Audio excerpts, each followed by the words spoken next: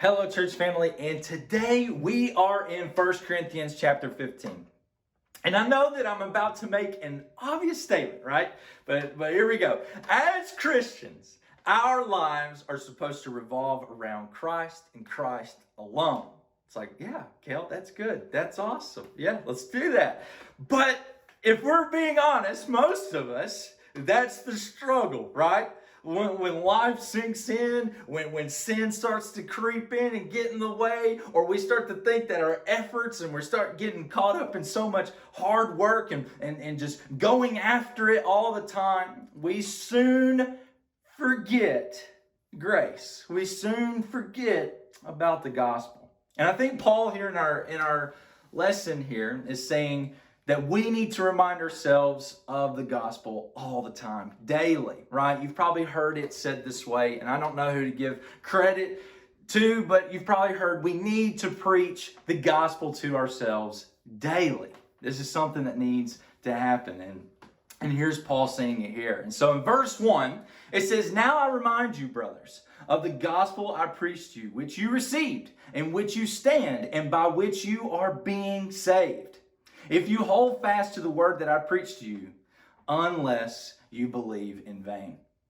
And so, here's something that Paul's trying to say. I want to remind you, brothers, of the gospel. And for all of us, this is something that we've got to partake in. We've got to remind ourselves of the gospel, this good news. And Paul is admitting to himself that, yes, I've got to do this and everybody else has got to do this. There's not a point that's going to come into your life that you don't need to have this a part of your life every single day. You're not going to reach 50 and arrive. You're not going to reach 60 and arrive. We have to preach the gospel to ourselves every single day.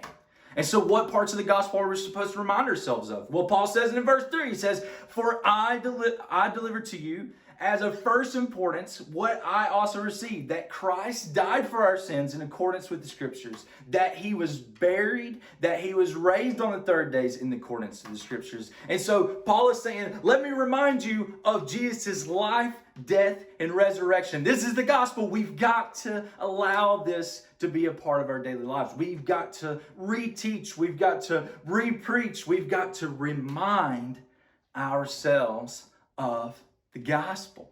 And here's where it kind of gets hard. We've got to start seeing the life, the death, the resurrection of Jesus as a complete work of Christ, which is such an easier said than done kind of thing, right? We think that we're still trying to earn something. We think that there's still something to achieve, and we don't see the life, the death, the resurrection of Jesus as a complete work. And so you could probably sum that up with one thing. We all wrestle with the word grace. We all wrestle with the word grace, and even Paul himself admits it. In verse 9, he says, "For I am the least of the apostles, unworthy to be called an apostle, because I persecuted the church of God. But by grace, for God, I am what I am. And his grace toward me was not in vain. On the contrary," Paul says, "I worked harder than any of them, though it was not I, but the grace of God that is within me." Paul is saying, my sin was great, but grace. I did more than everybody else. I worked my tail off, but grace.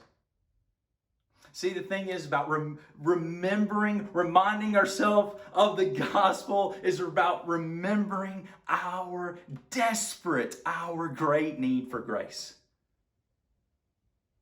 We've got to remember our need for grace. There's nothing that you have done that grace can't save, and there's no amount of work. Please stop working so hard, because grace is enough. It's enough. It's the complete work of Christ. And so my encouragement to you today is rest in Jesus' complete work of grace.